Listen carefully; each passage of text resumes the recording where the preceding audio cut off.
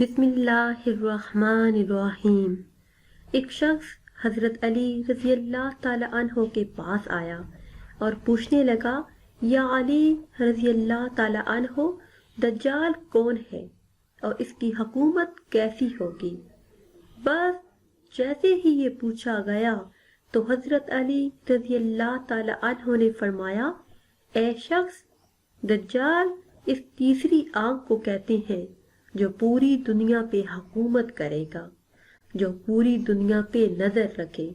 یاد رکھنا، عنقریب اس دنیا پہ تیسری آنکھ کا وجود ہوگا جو اس پوری دنیا پہ نظر رکھے گی اور انسان کے اندر ہوس، لالچ اور نفرت پیدا کرے گی، اور اس تیسری آنکھ کی وجہ سے خواہشات کو ابھارا جائے گا، بے حیائی عام ہوگی، انسان صرف دولت کی قدر کرے گا، شریف انسان کو مکار اور دھوکے باز کو عقل مند کہا جائے گا۔ اس وقت گھر گھر میں بے حیائی ہوگی، باپ بیٹی کو بے پردہ دیکھ کر اس کی تعریف کرے گا، کمزور پہ ظلم کیا جائے گا، دیندار کو حقیر سمجھا جائے گا۔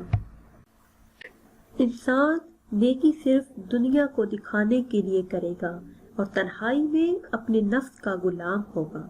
اے انسان، جب وہ وقت آ جائے تو اللہ سے معافی مانگنا، کیونکہ اس وقت مومن وہ نہیں ہوگا جس کی محفل پاک ہوگی، بلکہ مومن وہ ہوگا جس کی تنہائی پاک ہوگی۔